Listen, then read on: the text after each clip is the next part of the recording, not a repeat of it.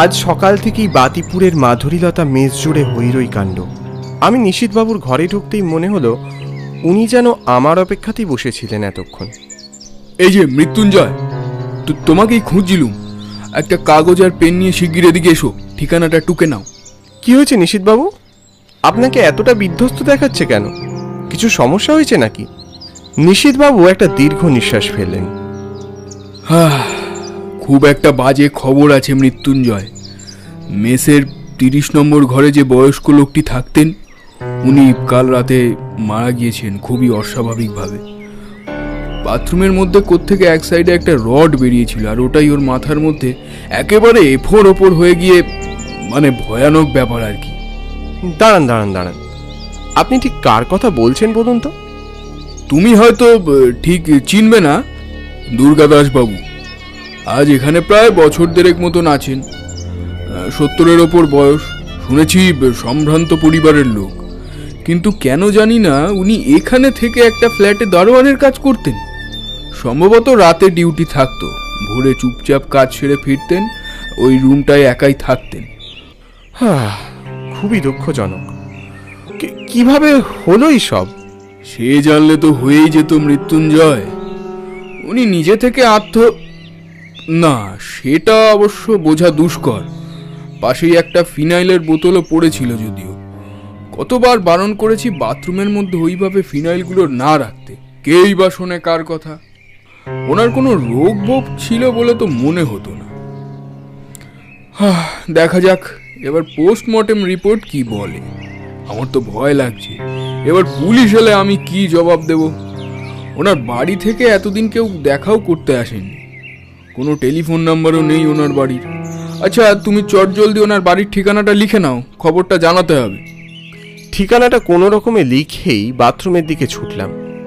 স্বাভাবিকভাবেই সেখানে মেসের অন্যান্যদের আনাগোনা চলছিল। নিশীথবাবুর মুখে লোকটার কথা শুনে লোকটাকে নিয়ে বড় কৌতূহল জেগেছিল মনে। নাকে রুমালটা চাপা দিয়ে এক চোখ বাথরুমের দিকে ফেলতে আমার হৃদকম্প ছুটে গেল। এ কি অবস্থা হয়েছে মানুষটার! আমি শুধু লোকটার চোখের দিকে তাকিয়ে রইলাম। কিরকম ভয়ানক দৃষ্টিতে নির্লিপ্তভাবে চেয়ে রয়েছে যেন। ধবধবে পোশাকের মধ্যে লাল রক্ত শুকিয়ে গেছে বহুক্ষণ। কেন জানি মনে হচ্ছে এক্ষুনি উঠে কিছু একটা বলবে লোকটা। নিশীথবাবু যা বলল তার থেকেও ভয়ঙ্কর লাগছে দুর্গাদাস বাবুর ওই চেহারা। মৃত্যুঞ্জয়, কি তুমি এখনো বেরোওনি? হ্যাঁ হ্যাঁ হ্যাঁ, এই তো স্যার বেরোচ্ছি। আহা, দেরি করো না মৃত্যুঞ্জয়, ওর বড় গোলমেলে ঠিকানা। সকাল সকাল বেরিয়ে পড়ো। হ্যাঁ হ্যাঁ স্যার, আমি এক্ষুনি যাচ্ছি। স্যার, দুর্গাদাস বাবুর ঘরটা কোন দিকে ছিল? কেন, নিচতলার একদম পশ্চিমের দিকে। আচ্ছা, এখন আর তুমি সময় নষ্ট করো না মৃত্যুঞ্জয়, বেরিয়ে পড়ো, বেলা হয়ে যাচ্ছে। তড়িঘড়ি সেখান থেকে বেরিয়ে গেলাম। কি মনে হতে যাওয়ার আগে পশ্চিম দিকের ঘরটার দিকে উঁকি দিলাম। আশ্চর্য, এই কদিনে এই ঘরটাকে আমি একদম খেয়াল করিনি। ঘরের দরজাটা অল্প খোলা ছিল। ভাঙাচোরা পোড়ো ঘরে একটা খাট আর একটা টেবিল।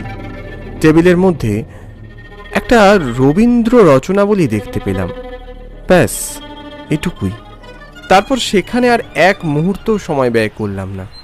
অনেকটা পথ সেই রায়দিঘির ভিতরের গ্রাম। হাট খোলা হয়ে যেতে হবে, যেতে আসতে বেলা হয়ে যাবে। এই দাঁড়ান দাঁড়ান, হাট খোলা দাঁড়াবে? হাট খোলা যাবে না, তার আগে স্টপেজে দাঁড়াবে। দাঁড়ান, আমি যাব।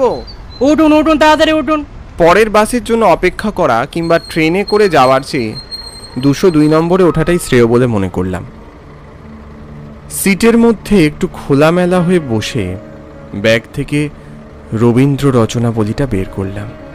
ওই ঘর থেকে বইটা কেন নিয়ে এসেছি বলতে পারবো না। ঘরে ঢুকতেই বইটার প্রতি কি যেন একটা আত্মিক টান আমি অনুভব করেছিলাম। মলাটটা উল্টাতেই ছেঁড়া মলাটের কোণে একটা নাম খুব অস্পষ্টভাবে চোখে পড়ল, মাধুরীলতা। কোথায় যাবেন? আপনি হাট খোলার আগে তো দিন, 20 টাকা দিন। হ্যাঁ দাদা, কতক্ষণ লাগবে? এখনো সময় লাগবে, তাও 1 ঘন্টা। যা বুঝলাম যেতে যেতে দুপুর হয়ে যাবে। আজ আর দুপুরে খাওয়া হবে না।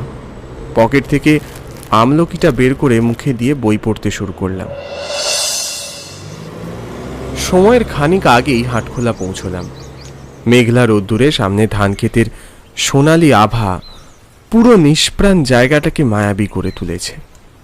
কিরে হতভাগা, কোথায় চললি? আকস্মিক এরকম একটা ডাকে চমকে উঠলাম। এভাবে তো আমাকে একজনই ডাকতো। পিছন ফিরতে একদম থ হয়ে গেলাম। কলেজ লাইফের বন্ধু অচিন্ত চেনা ভঙ্গিতে স্কুটার নিয়ে দাঁড়িয়ে আছে। পিছনে সালোয়ার কামিজে ঝকঝকে মেয়েটি যে ওর বউ তা নিয়ে সন্দেহ নেই। অচিন্ত, তুই এখানে? প্রশ্নটা তো আমি তোকে করব গাধা। আমার বাড়িটা যে এই গ্রামে তা ভুলে মেরে দিয়েছিস? বাদ বাকি কথা পরে হবে, আগে এদিকে আয়, আলাপটা সেরে নেই। শর্মিলা, একবার নামো তো। এগিয়ে গেলাম। এত বছর পর অচিন্তর সাথে এভাবে দেখা হয়ে যাবে ভাবতে পারিনি। এই যে আমার বউ শর্মিলা, আর ওই যে আমার বন্ধু মিস্টার মৃত্যুঞ্জয়। এই বেটা, কি হচ্ছে এটা কি? হ্যাঁ, নমস্কার বৌদি, নমস্কার। হ্যাঁ হ্যাঁ, নমস্কার নমস্কার। তোকে কতবার বিয়েতে আসতে বললাম, এলি না, আর এখন আমার গ্রামে এসে আমাকে চিনতে পারছিস না? আরে বুঝতে পারছিস না তুই? আমি সেই সময় সবে চাকরিটা পেয়েছিলাম, তাই বুঝতেই তো পারছিস। আর তোকে আমি ভুলে যাব কি করে ভাবলি? এই তো দেখ না, আজও একটা কাজে এসেছি রায়দিঘিতে। হয়েছে হয়েছে, আর বলতে হবে না। সে তুই যেখানে যাবি যা, তার আগে আমার বাড়িতে খেয়ে যেতে হবে। হ্যাঁ হ্যাঁ দাদা, চলুন চলুন। না রে, আজকে হবে না। একটা জরুরি কাজে এখানে এসেছি। একটা ঠিকানা খুঁজে দিয়ে সেই বাড়িতে আবার দুঃসংবাদ দিতে হবে। দুঃসংবাদ? কি ব্যাপার বলতো? আসলে আমি একটা মেসে ক্লারিক্যাল পোস্টে চাকরি করছি। মেসটা এমনিতে ছিমছাম ভালো, কিন্তু আজ সকালে মেসেরই একটি বয়স্ক লোক, দুর্গাদাস রায়চৌধুরী, ওনার হঠাৎ অস্বাভাবিক মৃত্যু হয়েছে। উনি রায়দিঘিতেই থাকতেন, ফোন নাম্বার নেই, তাই খবর দিতে এসেছি। দুর্গাদাস রায়চৌধুরী? না, এই নামে তো কাউকে চিনি বলে মনে পড়ছে না। কি বললেন? দুর্গা দাস বাবু? উনি মেসে থাকেন? আরে আমি তো ওনাকে চিনি দাদা। দুর্গাদাস বাবুর বাড়ি আমার বাপির বাড়ির কাছাকাছি। উনি তো অনেক দিন থেকে নিরুদ্দেশ ছিলেন শুনেছি। ওনার স্ত্রী নেই। অনেক বছর আগে ওনার স্ত্রী মাধুরীলতা দেবী মারা যান। এখন ওনার ছেলে বৌমা বহুদিন ধরে অনেক খুঁজেছিলেন, শেষে ওরা হাল ছেড়ে দেয়। এত অগাধ টাকা, বাড়িঘর, পরিবার ছেড়ে উনি বাইরে থাকতেন, এ তো ভারী আশ্চর্যের বিষয়। শর্মিলার মুখে দুর্গাদাসবাবুর বিবরণ শুনে ভারী অদ্ভুত লাগলো। আমি আর তার করুণ পরিস্থিতির কথা শর্মিলাকে বললাম না। তবে মাধুরীলতা নামটা নিয়ে আমার মনের মধ্যে যেন রহস্য দানা বেঁধেই চলেছে। আসল ব্যাপারটা কি? আচ্ছা, ওনার বাড়িটা ঠিক কোথায় আমায় বলতে পারবেন? আমাকে এক্ষুনি একবার যেতে হবে। হ্যাঁ, কেন পারবো না। দাঁড়া দাঁড়া দাঁড়া, এই শর্মিলা, তুমি আমায় ঠিকানাটা দিয়ে দাও, আমি বরং ওকে ছেড়ে দিয়ে আসছি। তুই তো আমার বাড়ি যাবি না, এই উপকারটা করতে দে। সে কি রে, বৌদি কিভাবে বাড়ি ফিরবে? তুই ওসব নিয়ে ভাবিস না। শর্মিলা, তুমি বাড়ি চলে যাও। আচ্ছা আচ্ছা, ঠিক আছে। অচিন্ত আমার একটা কথাও শুনলো না, জোর করে আমায় স্কুটারে বসিয়ে নিয়ে এলো। একটা প্রকাণ্ড ভগ্নপ্রায় বাড়ির সামনে এসে থামলো অচিন্ত। সে কি রে, এই বাড়িটার কথা বলছিলি? এ বাড়ি তো পুরো ভূতের বাড়ি মনে হচ্ছে। মনে তো হচ্ছে এই বাড়িটাই।